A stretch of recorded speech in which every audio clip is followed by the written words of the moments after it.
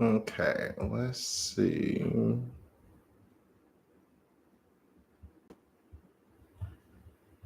How do I?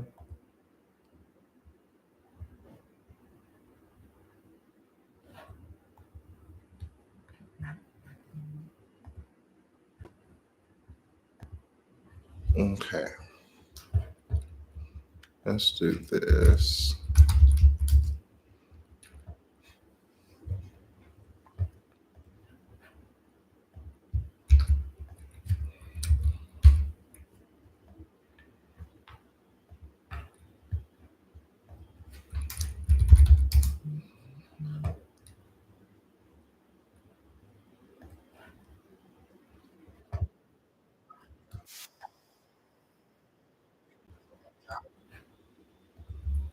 No.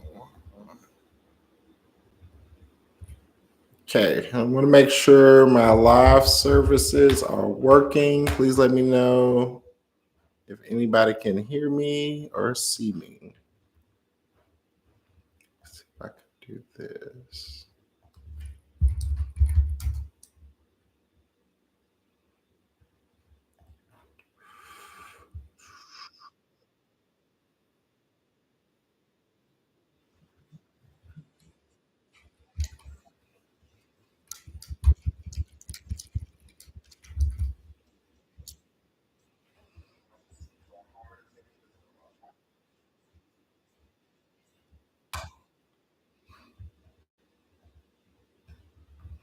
Okay, let me see.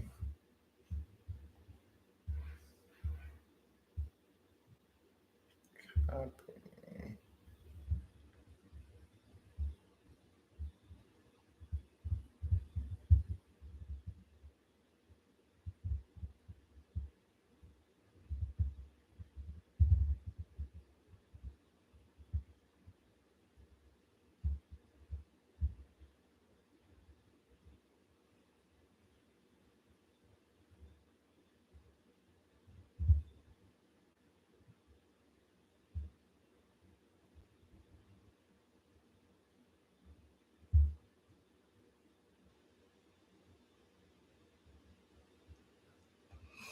Okay, can somebody let me know if they can see or hear me?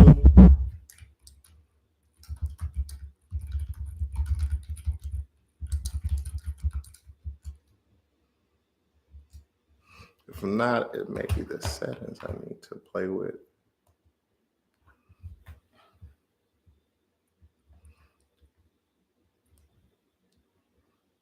Oh, perfect. Okay, so great. So people can hear me now. Okay, cool.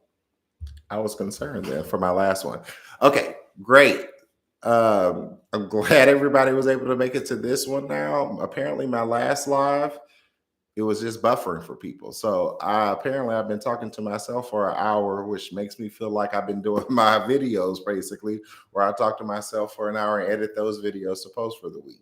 So I'm glad everybody can hear me finally. Please let me know down in the chat if everybody can hear me and see me clearly. I just want to make sure, because especially with the last live where I was talking for an hour to myself, basically, I want to make sure that this one is set up correctly and the settings are right.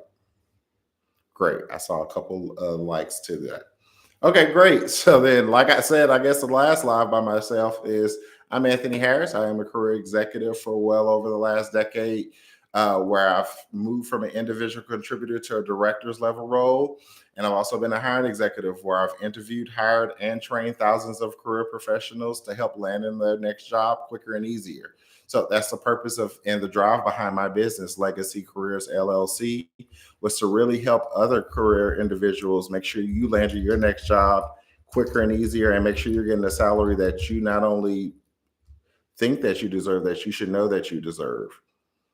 Let me pin a message for my website itself. Um, as I was saying in the last live, there's a lot of things going on in the current job market, and I want people to be really cognizant of that.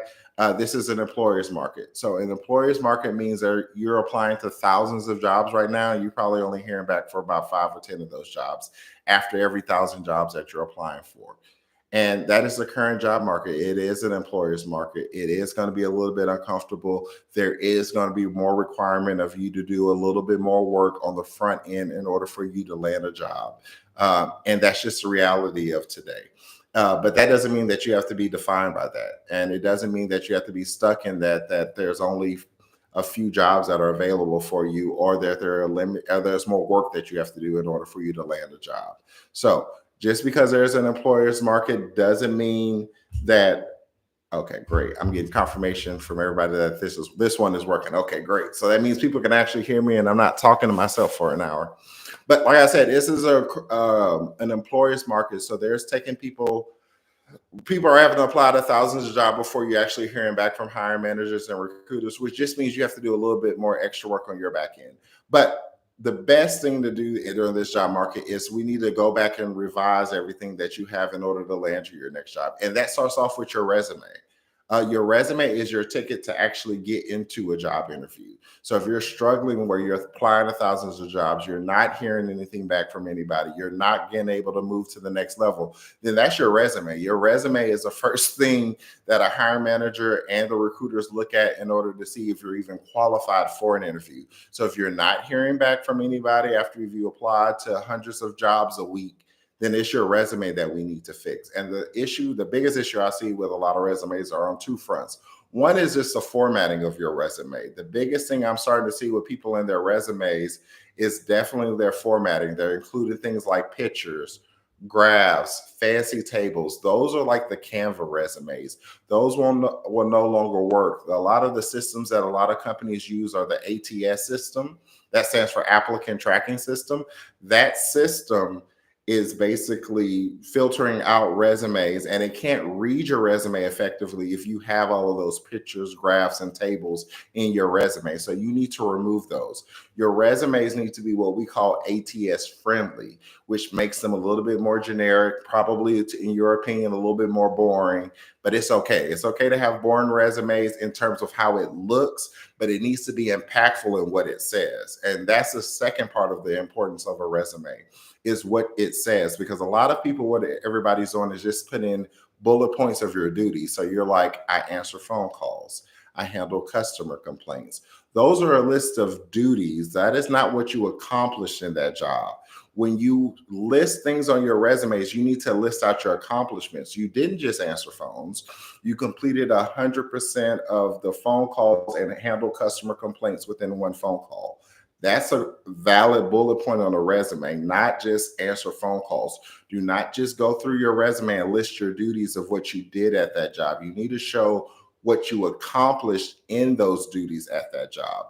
That is how a resume goes. And that is how you get a hiring manager and recruiter's attention, to show that you're somebody who's effective. So when you're dealing with somebody, let's say you're going for a job in sales, you don't just say, increase sales by 25%. No, you developed a platform plan and initiated sales and improved them by over 25% within whatever Southeast region of the company. You need to be more detailed in your accomplishments when you're listing bullet points in your resume, because a lot of people come off in their resume as, I see them, they list literally 20 bullet points of their job duties. That's not a resume. That's not an effective resume for a hiring manager. An effective resume for a hiring manager is something that you show your accomplishments and show why you're the perfect fit for that next job. So the biggest thing I want everybody to work on this year is your resume. And a lot of people, the biggest thing I also see in when they're crafting or creating their resume is a lot of people don't know what you accomplished. You worked at jobs for years, for months, for several years, and you don't know what you have accomplished at that job. You can tell me every duty you've done, what all office gossip is going on, but you need to tell me what you accomplished at that job. Did you start a new initiative that increased sales by over 25%? Did you start a new, maybe a financing initiative where you decrease company cost and you increase company revenue over a 5-year period? You need to learn how to talk about those skill sets on your resume, because that's exactly how you're going to talk about it in your interview. So a lot of people, what I'm noticing is, like I said, their resumes are not kind of where they need it to be, and they're having a hard time showcasing their skill set behind that resume. Because when your resume can match with what you bring in person in an interview, that is when you are going to get the hiring managers and recruiters' attention. You're going to get their attention that you're somebody who can accomplish things. You're going to get their attention that somebody who they need for that job in that company. And that's going to be somebody how you set yourself out. Now, the biggest thing I want you to start off with is, like I said at the beginning, this is an employer's market. So there's going to be a little bit more proactiveness you need to take in the beginning. How I suggest you do that is start by joining things like LinkedIn. LinkedIn is a great service that you can join in order to basically network with career professionals. And I know a lot of people may not like LinkedIn. You may not care for LinkedIn, but that's where all the hiring managers and recruiters are. So if that's where they are, that's where you need to be at.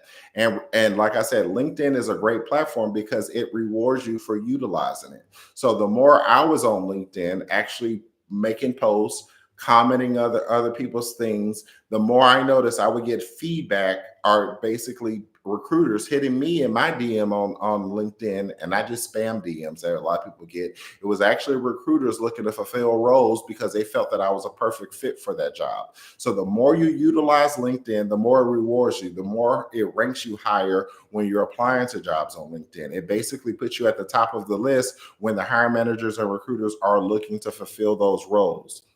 I see questions. I don't mind LinkedIn, but I'm not sure to start making a profile look good. Oh, great question. Okay, so to make your profile look good on LinkedIn, it doesn't require much. So what I suggest is you just simply take a blanket profile pic. It doesn't have to be anything fancy. It could be a nice regular background like this with a simple smile. This just something quick and easy. Take a snap picture. Remember, you want to keep it like this in terms of the square of what you include in terms of your picture. The next thing you want to do on LinkedIn is really remember LinkedIn is a marketing tool for you in terms of business. So if you want to, let's say, be a sales manager, then everything on your LinkedIn needs to say sales manager. It needs to be sales manager expert, handled $100,000+ in sales. And then everything in your LinkedIn will have your history of all the sales jobs you've had, any skill sets that you feel like you gained because of those sales jobs. It could be something like contract negotiation, sales, marketing, things like that. You want to have those skill sets in place on your LinkedIn profile, because what LinkedIn allows you to do, especially if you apply to jobs on LinkedIn, it allows a hiring executive literally just to click on your LinkedIn profile directly after you apply, and then they can see, I'm looking for a sales manager. Oh, and this person is ranked high. They have sales management experience. Okay, I scroll down. They have experience. Let's bring them in for an interview. It allows you to really market yourself as the expert in the job field that you want to go after. So I don't want people to overthink it. Don't A lot of people go into it and think that they have to have everything tidied up to perfection. You just need to be clear on what your expertise is. The ones that do not get much feedback from LinkedIn are either the ones, people who do not use it, or the ones who do not market themselves effectively on that. So if you need help on either your resume or how to market your LinkedIn profile, make sure you go to my website, Legacy Careers LLC. I have services available. It's called the Fix My Resume service. The basic standard service includes your resume and cover letter, but the premium service includes resume, cover letter, and LinkedIn profile, which I don't go into your LinkedIn profile. I literally give you a printout on everything you should do to optimize your LinkedIn. So it basically gives you a new header. It tells you how to do your job descriptions. It tells you what skill sets you need to include in your resume. So if you would like to utilize that service, make sure you go to legacycareersllc.com. Like I said, all of my services on my website. You can use other services like Afterpay and Klarna. You don't have to pay anything today. You can literally pay it over time if you want to, but make sure you take advantage, because a lot of people, they really simply overthink LinkedIn. It's really your marketing tool to show why you're the perfect fit for whatever skill set. The biggest thing I want people to realize is you need to determine what's your purpose and what's your skill set. So for me, my biggest skill set and asset in a company is process improvement.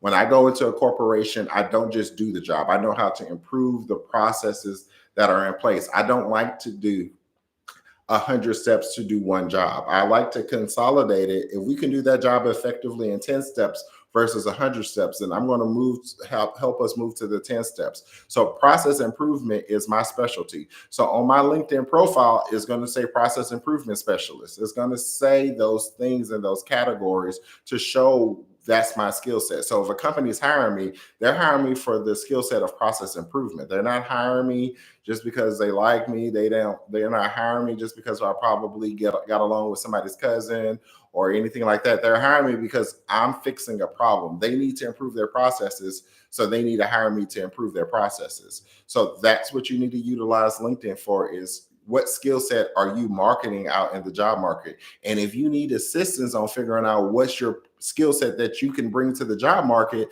and how you can basically showcase that in any job market and be great at it and show them how you're an expert at it. Because once you list a career, once you list something on your LinkedIn profile that this is your skill set or your top skill set, then the company is considering that you're an expert in this. So now you're an expert in process improvement. That is now your expertise in process improvement. And as long as your resume, LinkedIn, and what you bring in the interview match that, then the company's like, thumbs up, we're ready to go with you, because this is the person we need, because we have this deficiency and we need this person to take care of that deficiency. Okay.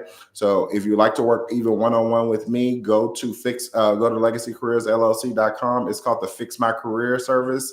It's $50 for an hour, and you can work one-on-one with me, and we can literally break down your entire job history. We can tell you what kind of skill sets that you showcase that you have mastery over, and what kind of job industries and fields you can go to, and what can you expect in terms of salary when you go in to negotiate for those jobs. So if you would like to do that, make sure you go to legacycareersllc.com. It's called the Fix My Career service. It's a great service to utilize. A lot of things also, I think I've seen a lot of people that, which is benefit for me when I go to LinkedIn, is that it also has, when you apply to jobs, it links the hiring manager and the recruiter's name and email to there. So if you can go there and send them a message and say, hey, are you also hiring? Are you still looking to fulfill this position? And you can send them your resume and basically get a little bit of feedback if they're still, one, hiring for somebody in that position, so you're not wasting your time. And two, if they respond back, maybe they'll say, yes, we're still actively hiring for somebody in this role. And then I'll pass your information along to the hiring manager. That is a great output that you can do when you go on LinkedIn, because it links their actual hiring manager or recruiter on the actual job posting. So if you felt uncomfortable reaching out to hiring managers and recruiters, I suggest you go to my website, legacycareersllc.com. I have scripts. They're basically copy and paste scripts that you can send to hiring managers or recruiters. And those scripts are less than $20 on my website, but they will help you learn how to reach out to hiring managers and recruiters, especially based off of what you need from them. If you are looking to actively follow up on job applications, if you simply apply to new jobs, or you want to negotiate things like on the phone or email for like things like salary, those scripts are included for $20 or less on my website. And like I said, those are copy and paste things that you can use if you feel yourself that you're uncomfortable. And I can tell you, myself, I was uncomfortable at first reaching out to hiring managers and recruiters in the DMs, because I'm like, they're not going to care. They're not going to look. That's taking too much time. And that's more of a mental mindset and a blockage for yourself. You need to make sure you change your mindset to, well, what if they do hit me back? What if they are ready to do an interview? Then that can help move you to the next level and get you hired quicker. Are the cover letters still necessary? Great question. It depends on the kind of role you're going to. So if you're going to like warehouse jobs, more of manual labor, then I would say no, cover letters are not necessary. However, if you're moving more corporate to office positions, then yes, I suggest cover letters are essential, because what you're trying to do is you're playing a little bit of a game. You want to make sure that you're one step up from your competition. So if nobody sends a cover letter when they're applying to jobs, but you yourself have sent the cover letter and showcase how your skill set translates to why that company needs to hire you, you've now stood out to that company. Because I've only gotten a few cover letters for when people will apply to our inside sales roles because they think it's such a small level job, but I'm more impressed with those candidates who have actually submitted a cover letter, because I'm like, oh, shoot. It's something for me to look over. And sometimes a cover letter, or you can utilize that to explain gaps or things like that in your resume. you explain it there. Don't explain it on your resume. You explain it in your cover letter. So if you have things like you had to take time off to take care of a sick parent, you had to take time off to go back to school, things like that. That is where the cover letter comes into play, in which you can explain that effectively without you needing to go into too much details in terms of your resume. Like I said, your resume is your billboard to get you in the office. Your cover letter is going to be your explainer on the things that you may feel as shortcomings on your resume. So I still agree that cover letters are very essential and necessary, and actually helps you stand out to the hiring managers and the recruiters nowadays. So if you need assistance on that, like I said, go to legacycareersllc.com. Our service, the Fix My Resume service, includes a cover letter with the resumes, because that's how essential I think they are, especially if you're going for non-trade jobs. If you're going for trade jobs where you're working in warehouses and things like that, that may not be necessary. But if you're going for office and corporate jobs, and especially for any of these huge Fortune 500 companies, yes, absolutely, cover letters are essential to me. If y'all have any more questions, please, I'm here to answer any questions that anybody has. Been a hiring executive for well over a decade. I've interviewed, hired, and trained thousands of career professionals, so I know exactly what us hiring executives talk about after your interview. I know exactly what we're looking for. I know exactly what we look for in a resume. And I can tell you, we spend less than 30 seconds on your resume before we move to the next one. So that's an essential thing that we need to fix. I can tell you, for me, if you have more than 5 years worth of work experience, then your resume needs to be 2 pages, no longer. If you have less than 5 years of experience, then you're fine with 1-page resumes. But over 5 years of experience, you need to have at least a 2-page resume, and max 2-page resume. Don't do 3 or 4 pages unless you're in the government. Other than that, that it's not essential for you to have anything over 2 pages if you're have over even 10 years worth of experience. Because what you need to realize is your resume is not your diary. You don't need to list every single thing, like, oh, you worked at McDonald's when you're in high school. That's not necessary to put in there if that's not showing you a skill set that is essential for you moving into the next job. You need to showcase your top jobs that are showcasing how you're a perfect fit for the job that you're going into. That is the essential point of the resume services themselves. So if you need assistance on that, make sure you go to the website. Now, the biggest thing I also want to talk about too is, besides just the job market and your resume and the cover letter too, is the job interviews. I've seen a lot of people come into job interviews very timid, very scared to talk to a hiring executive, very much on the defense when you come in for job interviews. I want y'all to start relaxing. Just get back into relaxing yourself and honing in. The biggest thing that will help you for a job interview is prepping. Prepping is not what you do 5 minutes before you walk in. 5 minutes before you walk in a job interview is not the first time you should be on that company's website. The entire day, you should take an hour or two before, the day before, to research that company. I did an interview previously with HP. They were going through an actual merger.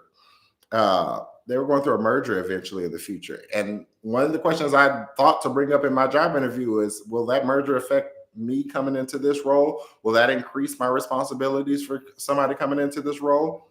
And they had an honest conversation of, I believe so. And they were still learning more about the actual merger itself. And they would let me know as they got more information in the process if that would affect the job that I was coming into.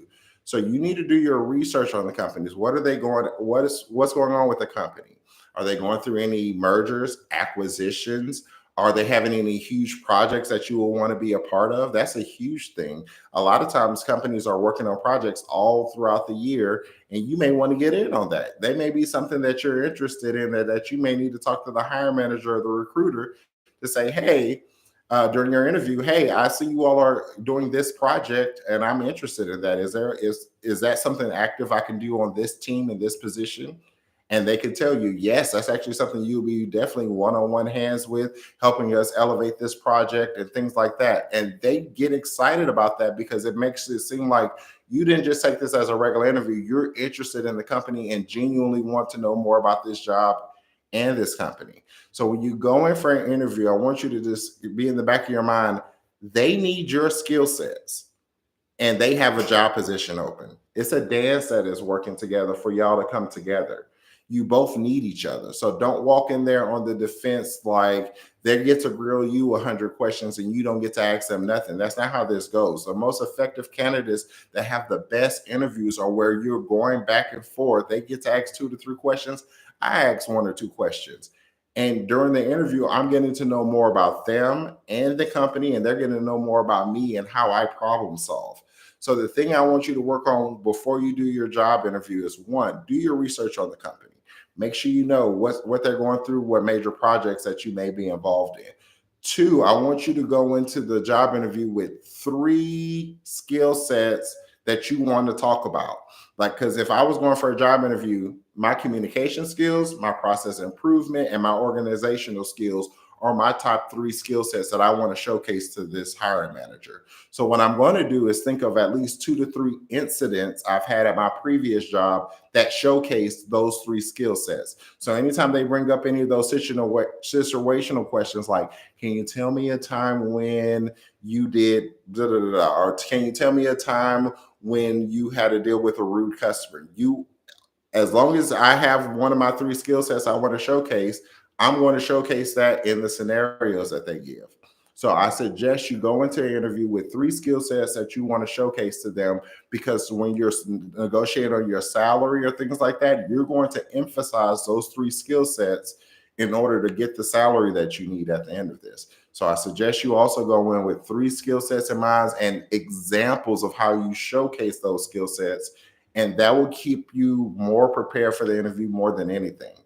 And the biggest thing I want you to go is just, like I said, first relax. But the last thing I want you to go with for an interview is have 3 questions ready to go at the end of the interview. And they don't have to be generic questions. I can tell you. So what I mean by generic questions is, at the interview, I hear people say, can you tell me what you like about the company?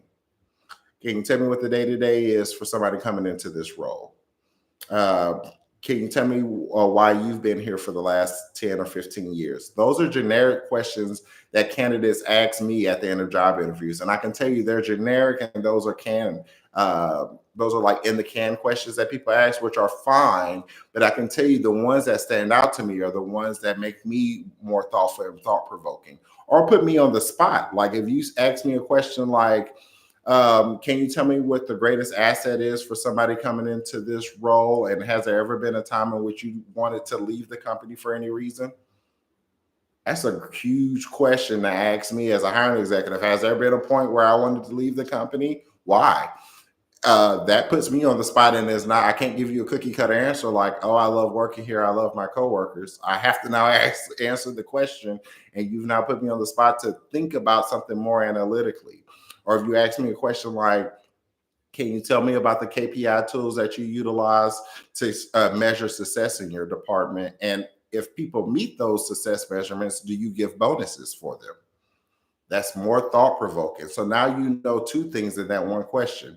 You know, one, what kind of metrics are you going to be measured by? And 2, if you meet those goals and those metrics, do you get a raise? Do you get a promotion? Or do you get a title raise? What are the benefits of working here and achieving all the goals? Because if you're just working here and everybody just getting a paycheck and going home and there's no future growth, is that a job that you want to work into or invest into for the future? So those are important questions, and I want y'all to start thinking of interviews as a great dance. And if you put the hiring manager on their feet, or have them willing to more talk, if they are talking more than you've had a great interview. That is your showcase of how you've had a great interview, where they sat at the end of the interview and they did this, or they say the statement, I've never been asked that question before. That means you're doing a very good job at making them think and being more analytical in their approach and how they answer questions for you. So if y'all have any questions about interviews, please drop them down in the chat. I can tell you it's a few things that we look at as hiring executives on the back end after you finish an interview. We want to know, one, we ask a generic question always, are they qualified for the position? Which I can tell you, if you're in the job interview itself, then you're qualified for that role. Don't overthink it. You're qualified if they invited you for the interview. The second thing we will ask about, do they fit with the current team?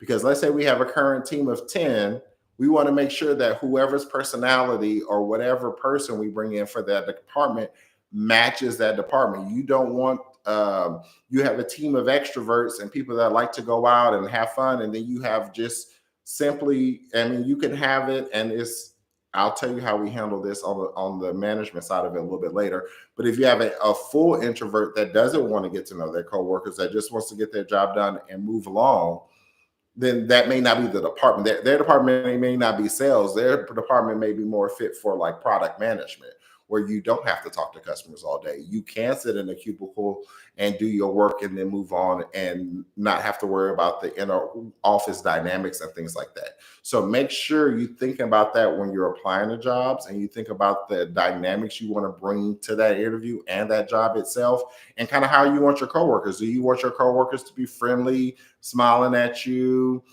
be willing to go out for a drink with you after work at a company happy hour every once in a while?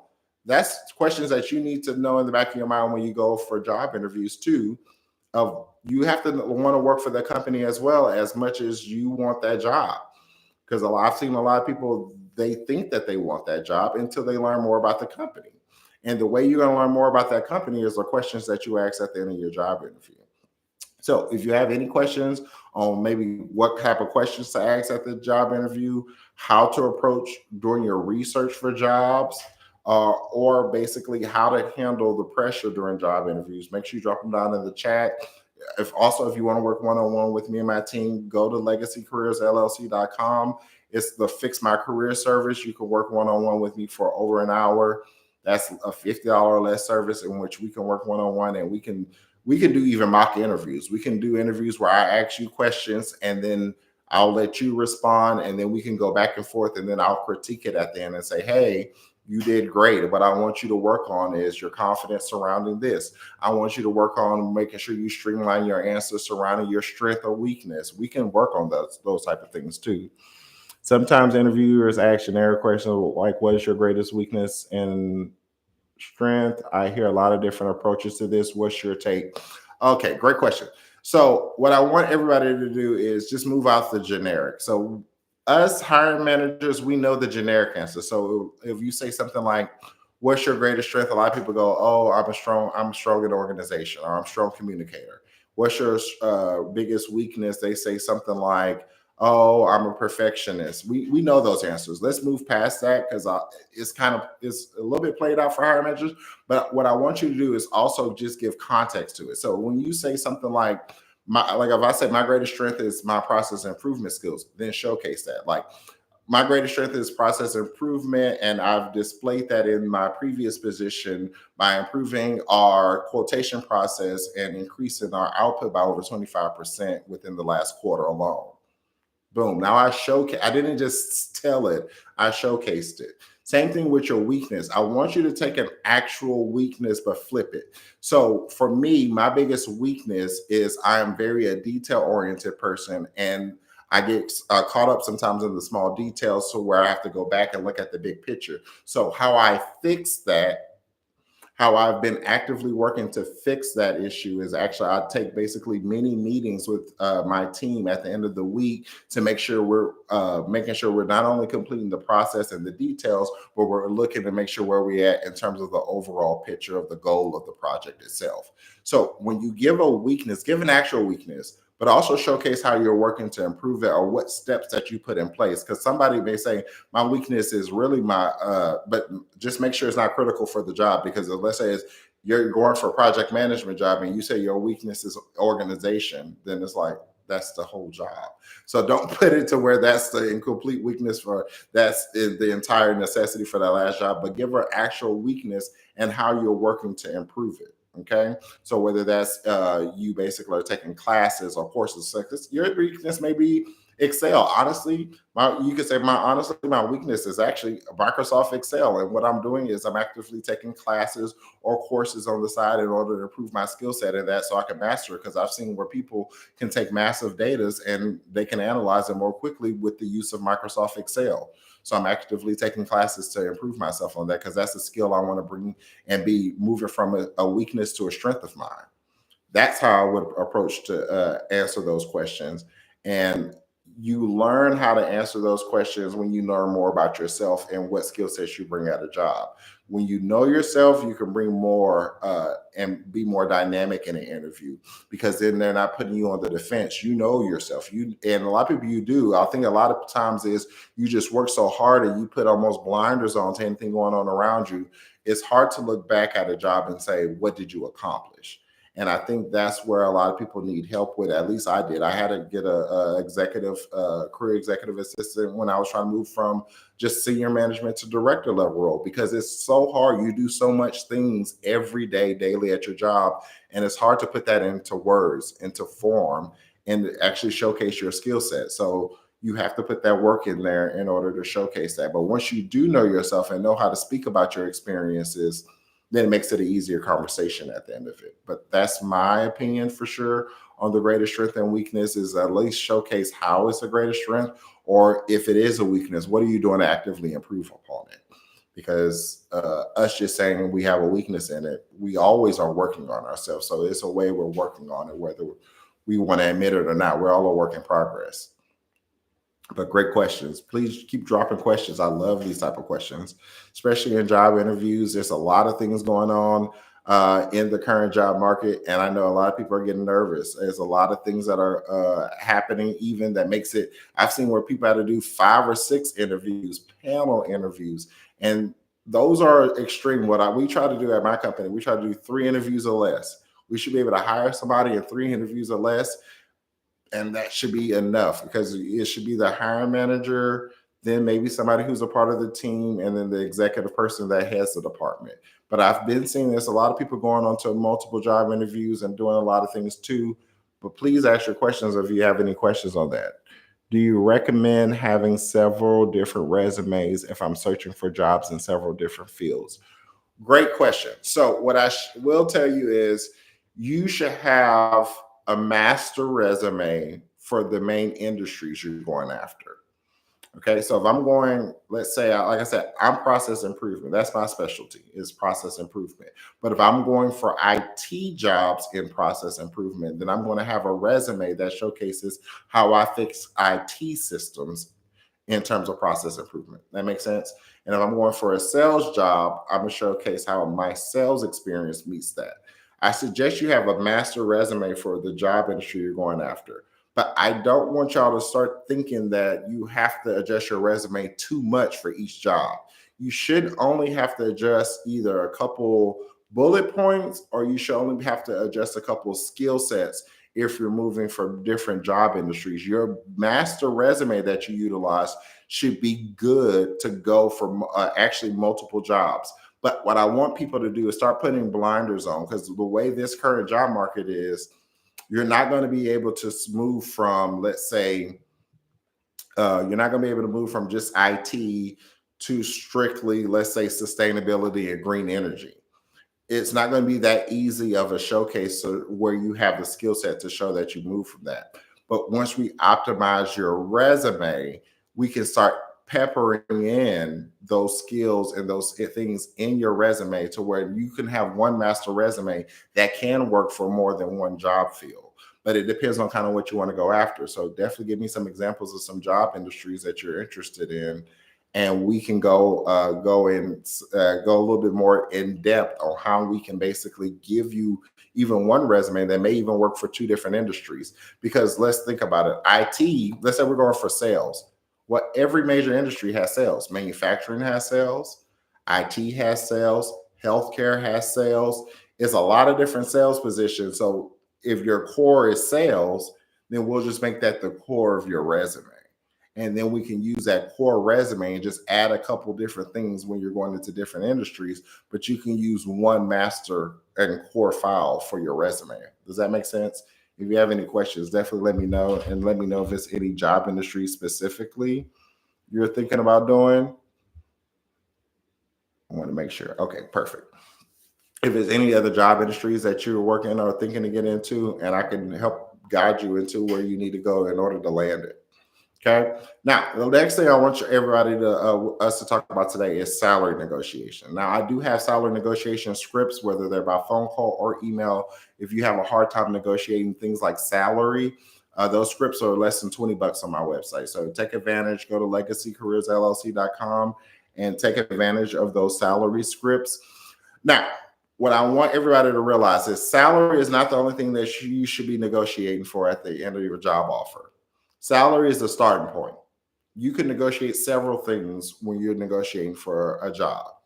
You can negotiate salary, you can negotiate job title, you can negotiate vacation days off, you can negotiate even them donating to nonprofit organizations for you. There's a lot of things you can negotiate on the actual job offer letter. What I'm going to tell you is do not start negotiating until after you receive a job offer. Once you receive either a verbal job offer or one by email, that's when you start the negotiation. And what my scripts do is they help you negotiate that. So if you want to get an increase, whether it's a 5% or $10,000 salary increase on whatever they were offered to you at first, those scripts help walk you through how to negotiate that, even if they give pushback. If they say, oh, that's a little bit high for our budget, those scripts go into details on how you can negotiate that and how you can work with it. I can tell you as a hiring executive, they're always going to start a little bit lower because a lot of companies do now expect for you to negotiate your offer. So if you think that they gave you their best offer the first time, they did not. They never give you the best offer off top. There's always room to negotiate, even if it's an extra 5,000, or you can ask for what is called a sign-on bonus. So the sign-on bonus doesn't go into your yearly salary, but it's a bonus they can give you prior to you even right when you start the job. So it's just an off-the-top bonus that you can get. That's a one-time payment. So even if they can't negotiate a salary increase, you can ask for a sign-on bonus to see if that's something negotiable. But the way you negotiate things like salary is you have to have an understanding of your skill set. You have to say, hey, I'm so excited. Thank you so much for the job offer. I'm so excited to start this position. I think it'll be so much I can bring into this job itself and to this company and the team. The job offer of, let's say, $60,000 is a great start. I was wondering if I can move it, if we can negotiate up to $70,000 as the starting rate for this, just based off of my years of experience and my expertise in process improvement, organization, and communication skills. So you're going back to those three skill sets that you sold them on in the interview when you're going back for the job, for when you're negotiating the salary and you're just negotiating the salary at that point. Because then it opens up a conversation with them of like, well, we do need this person. What can we do to kind of land on their jobs? They can come back and immediately say that sound. Because they're never going to say yes off bat, by the way. So don't ever get nervous. They're going to say, well, let me get back. I have to talk with the hiring manager or the executive team to see if that's something they're amenable to. We'll get back to you. You'll never lose an offer just by asking if it's open to negotiation. What you could lose it over if you're stern and saying, I am not accepting this position for less than $75,000. Y'all can go talk about what y'all want to, but I'm not accepting anything less than $75,000. Then that's when you could put yourself on the bubble. But if you just go and say, hey, is this offer negotiable? Here are the skill sets that I bring. This is the years of experience I bring. I would love for it to, I can't wait for what I can bring into this company. And here are my skill sets I can bring into this position itself. You're never going to lose out on the job just for asking to negotiate. And don't get fearful at this point. Because what I see a lot of times too is sometimes, let's say it's in person, I want you to take hold of the silence. So if you're let's say you're with the hiring executive, I'm the hiring executive, and I ask you, so what's your expected salary range? And you do your market research. When I say market research, you're going to look up the job. You're going to look at the city and state that you live at. You're going to look up your years of experience and any certifications that you have. And you're going to look at the average salary based off of that. It could be salary.com, anywhere like that actually gives you salary data of the average salary. And also go look at that company, because that company may be paying above more than average or less than average. So go look at that company too on salary.com. Look at your market research. That way you can give an answer and be more proactive. And if you're scared at first to do this, give a range. So you can say, Honestly, based off of my market research for somebody that coming into this role with my years of experience, I believe a great base salary between $65,000 and $75,000 would be a great starting point for this discussion. But I am open to negotiate as much as possible for sure, because I'm definitely interested in this job and this company. You see how that now puts you in the driver's seats and put them a little bit on the defense, because now they'll come back of like, oh, okay. And I want you to stay silent after you say that statement, because they may not say anything for 2 or 3 seconds because they're thinking. They're thinking of like, can they fit that budget? Do they need to negotiate? They're thinking. But if you say anything after you say that statement to them, then you'll give them the power again in that salary negotiation. Because if you say at the end of it, but I mean, I could settle on 60. Like some people are uncomfortable with silence, so then they just blurt out a number and that's lower after that. Don't do that. Literally be comfortable with the silence, because then they'll come back. And even if it's something like, well, yeah, that's a little bit on our higher side of our budget, but that's something we could definitely think about and talk about once we get to the finalization of the paperwork. Or they may say that's a little bit outside of our budget, but I'll take that under consideration back to my team. I'm glad you're something that we can negotiate with you further down the line, because maybe they'll offer you 60 with a $5,000 sign-on bonus to get you to that at least minimum 65 that you were hoping to get to in there. So make sure when you're going for salary negotiation, one, be comfortable with silence. Two, make sure you do your market research for that. And three, be ready to negotiate. And always, I say, if you're your first time starting off in this, just have a range. The bigger the job, the bigger the range it should be, by the way. So if it's like you're talking about moving into a director level or VP role, then your range should be bigger, because it's a lot of these companies are, it depends on really everybody, everything's negotiable. Like I said, everything's negotiable, and it depends on how much they're willing to pay for your expertise and your years of experience. So the bigger the job, the bigger the range. The smaller the job, the smaller the range. You should keep it within under $10,000 in terms of the size range. I see another question. Should you list a skill or certification on your resume, even if you have not used it in a while? That's a great question. I suggest, if it's pertinent to the job that you're going after, yes.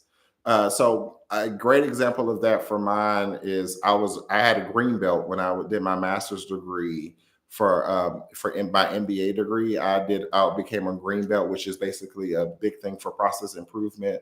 It's a Six Sigma certification, and now mind you, I took the class and we got the certification, but I mean, how often did I really use it, or in terms of that certification? Not really. But when I'm talking about process improvement jobs, then it's essential for me to have it on my resume that I at least was a green belt in Six Sigma, because it is very important to showcase that you at least learn, the methodologies behind it, you understand how it works and the concepts behind it in terms of improving processes. So yes, I agree that you should put those those certifications or skill sets if it's pertinent to the job that you're moving into. But let's say I was just moving to a pure sales job where that wouldn't be important, then maybe I would leave it off in terms of that. Or you could just simply include it but not emphasize it. It's a thing. There's certain things that you can leave on your resume but just not emphasize them. You can put a list of skills and awards or certifications at the end of your resume as a separate section, and you could just leave that at the bottom right before you do something like references available upon request.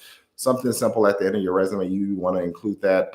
One thing I used to do also is like I got published in terms of a paper for biology.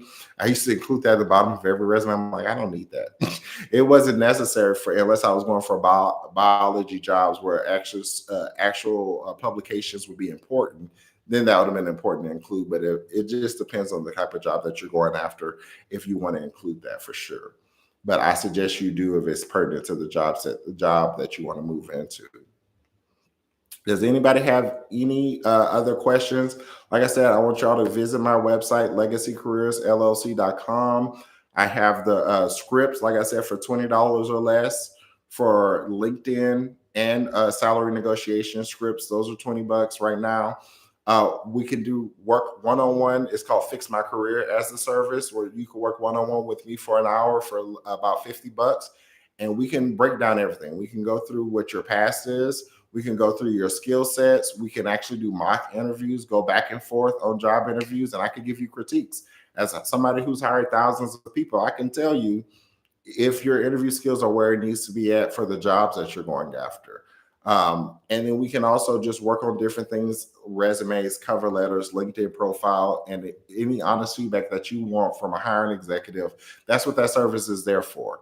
And also, what I'll have available also a resume service. So if you want a new resume and cover letter, book that Fix My Resume service. That standard service is $150. If you feel like, oh, I don't have that right now, we have Afterpay and Klarna available. You could pay for that later, pay for it over a 4 to 12 month period, and we can make sure we get you still a resume that's fine, in shape, ready to go within 1 week. Unless you get the expedited service, and that comes back in 2 days. But we, in less than a week, we can have you a new refined resume and cover letter that is targeted for the job that you're going after. That is not only clear and concise, it's ATS friendly, and it's something that the hiring managers and recruiters actually will look at and know that you have the skill set necessary for going into those jobs. Okay, so look at that service. That's the Fix My Resume service. I also have basically a boot camp. It's basically Get Hired Fast boot camp, which is a 4-day course that you can purchase for $250. Like I said, still Afterpay and Klarna available on that. And we can spend 4 days doing a massive boot camp. It's a group-led boot camp, but basically it's a boot camp where we go fix everything. We go fix your resume. We go fix your cover letter. We go fix your LinkedIn profile. We also do mock interviews with each other, and we critique and we provide feedback, and we make sure that you're ready in less than 4 days to make sure that you're ready to go into the job market. If you're afraid that you ever miss any of the classes, those are recorded and available for you for free as well. So we have plenty of services for everybody, even outplacement services. So if you've got recently let go from any job, we have outplacement services. So we basically do everything. We do a full career overhaul. We do your resume. We do your cover letter. We do your LinkedIn profile. We send you 100 jobs a week for 6 weeks time period to give you leads, so where you're not having to actively look for job leads every week, and actually cater it to your job industry of interest and your years of experience that you're going after. So if you like that services, it's the Get Hired Quick. On my website, you can go onto the outplacement services tab and actually use that service. People do that for they could pay for it on Afterpay or Klarna for less than $50 a month. But take advantage of these services. There's a lot of things going on in the current job market. It will fluctuate.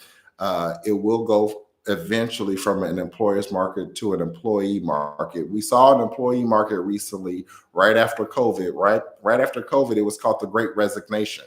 A lot of people were leaving their jobs and going to a bunch of different job industries, and that's when the employees had a lot of say so. They got to work remotely. They got to negotiate bigger salary bumps. But now we're kind of on the opposite end of that, where now it's an employer's market. So you're going to have to do a little bit more work, put a little bit more effort into your resume, into your LinkedIn profile, in order to start getting hiring managers and recruiters' attention.